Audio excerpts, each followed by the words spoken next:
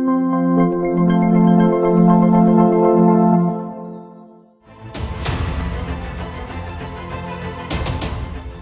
दिल्ली में छत्तीसगढ़ के सीएम, राजस्थान के सीएम समेत कांग्रेस के कई दिग्गज नेताओं को ईडी ने हिरासत में ले लिया है। ये सभी नेता कांग्रेस के समर्थन में दिल्ली पहुंचे थे। वहीं राहुल गांधी से भी ईडी ने आज नेशनल हेराल्ड केस में पूछताछ की। क्या है नेशनल हेराल्ड केस और क्यों चर्चा में आया, तो चलिए जानते हैं क्या है ये पूरा मामला। क्या है नेशनल हेराल्ड केस? इस केस की कड़ी कई सालों पहले से जुड़ी है। दरअसल नेशनल हेराल्ड समाचार पत्र आज़ादी के पहले का अखबार है, जिसकी शुरुआत प्रधानमंत्री जवाहरलाल नेहरू ने 1938 में की थी। नेशनल हेराल्ड का प्रकाशन एसोसिएटेड जर्नल लिमिटेड नाम की कंपनी करती थी। नेहरू के अलावा इस कंपनी के 5000 स्वतंत्रता सेनानी शेयर होल्डर्स थे। ये कंपनी उर्दू में कौमी आवाज़ और हिंदी में नवजीवन में प्रकाशन करती थी। आज़ादी की लड़ाई में अखबार स्वतंत्रता सेनानियों की आवाज़ को स्थान देने वाला प्रमुख मुख्य पात्र बना। नेहरू भी इसके जरिए ब्रिटिश सरकार की नीतियों की आलोचना करते थे, लेकिन अंग्रेजी सत्ता को ये रास न आया और उन्होंने अखबार बंद करवा दी। हालांकि 1945 में अखबार फिर से शुरू हुई, जिसके 2 साल बाद 1947 में भारत को स्वतंत्रता मिली।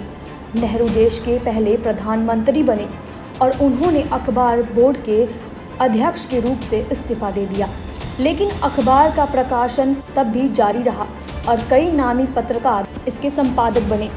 ये अखबार कांग्रेस की नीतियों के प्रचार प्रसार का मुख्य जरिया बन गया। सुब्रमण्यम स्वामी के आरोप के बाद बढ़ा मामला। साल 2008 में जब कांग्रेस की यूपीए सरकार सत्ता में थी, तब एक बार फिर इस अखबार का प्रकाशन बंद किया गया। वजह बताई कि कंपनी घाटे में है। 2011 में घाटे में चल रही इस कंपनी की होल्डिंग यंग इंडिया लिमिटेड को ट्रांसफर कर दी गई। यंग इंडिया लिमिटेड वही कंपनी है जो 2010 में खुली थी और राहुल गांधी इस कंपनी के डायरेक्टर भी थे।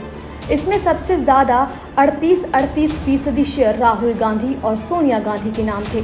बचे 24% शेयर होल्डर्स में कांग्रेस के कई नेता शामिल थे।